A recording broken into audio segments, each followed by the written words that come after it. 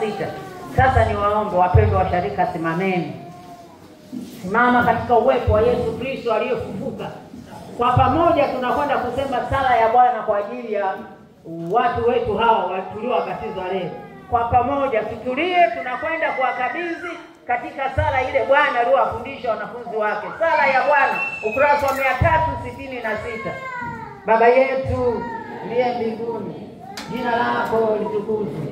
Ufalme wako uje, mapenzi yako yatimizwe hapa duniani kama yanavyotimizwa huko mbinguni. Utupe leo riziki yetu, utusamehe makosa yetu kama na sisi tunavyowasamehe waliotukosea. Usitutie majaribuni, bali tuokoe na yule mwovu. Kwa wako ni ufalme na nguvu na utukufu na hata milele. Amen. Tunakushukuru kwa moyo Baba wa rehema, kwa kuwa umewajalia watu hawa kubatizwa mara ya pili kwa Roho Mtakatifu wako. Ukawachagua wawe wako na kuwaingiza katika kanisa lako takatifu. Tunakuomba uwasaidie, uwalinde, waweze kuyashika hayo mema yako waliyopokea leo na kudumu nayo. Neno lako liwamulikie, liwaongoze katika uchaji wa jina lako takatifu. Mwishoni wape fungu lao mbinguni pamoja na watakatifu wote, kwa yeye Yesu Kristo Bwana wetu. Amen. Sasa sisi washarika waliokuwa ukurasa ule wa 366 yameandikwa kwa wino mzito wote katika Utatu Mtakatifu. Tuanze. Baba yetu wa mbinguni, sisi sote tuliobatizwa tunakuomba utujalie tusipoteze neema ya ubatizo wetu, bali tudumu ndani yake katika imani, uthabiti na utii kwa neno lake la uzima, kwa Yesu Kristo Bwana na Mwokozi wetu. Amen. Mungu awabariki kuingia kwenu na kutoka kwenu kuanzia sasa na hata milele. Lakini ninachotaka kusema kile cha uzima. Hapa tulipokuwa tunawabatiza, malaika kule mbinguni wanashangilia kwa ajili ya watoto hao.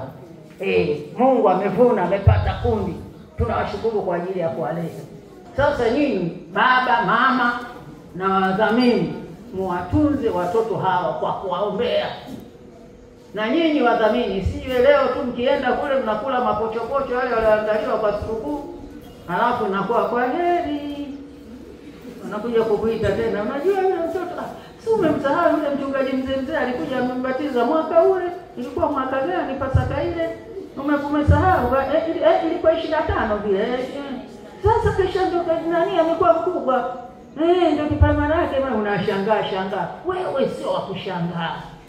Nyinyi wadhamini hawa ni watoto wenu wa ahadi. Nyinyi ndio ni baba na mama wa kiroho. Kristo amefufuka. Ulibebe hilo, ukae nalo. Muwaombe, sio kwamba unakuja hapa umesimamia watu kama ndio wa kwanza unamweka katika maombi yako. Na muomba Mungu hata yule mtoto niliozaminia katika jina la Yesu msaidie. Sasa hivi vitu vimekuwa rahisi. Sina simu, nani hapa nikisema tu nitakimbia nisimie kwa mikubwa. Takimbia. Sasa na simu, wasilianeni nao. Jamani vipi mtoto wangu? Wewe mdhamini ndio baba wa kiroho. Mtoto wangu anaendeleaje? Na wewe mama, jamani vipi? Anaendeleaje? Sio mwapachike tu majina hapa Kikristo mnasimamia alafu mnaondoka. Mwaombe, mwatunze vizuri, mjue hali zao, hali za kiroho na kimwili. Mafarakano wakitokea hawa baba na mama walioleta mtoto na wewe mdhamini, omba yule mtoto kae na wewe baba wa kiroho. Wewe huyu mtoto wako. Amen. Umeelewa?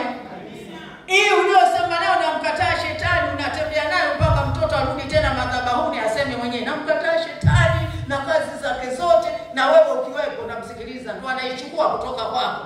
Lakini wewe baba na mama na mdhamini leo unakwenda nayo wewe ya mtoto huyu. Kwa hiyo si dogo hilo. Usione kwamba umejitinga kitu kidogo tu, ni kitu kikubwa cha udhamini. Muombe, muwasikilize, wana shida gani, wanaendeleaje. Kristo amefufuka. Nafikiri inatosha. Nitashangaa kati ya nini kama mtu atakaa angojee mpaka siku tena ya kipaimara. Hivyo tayari nimeshapata miaka mingi nimeshasoma. isiwe hiyo. Na Mungu awajalie. Nafuta hiyo kwa damu ya Yesu, sitokee kwenye nini.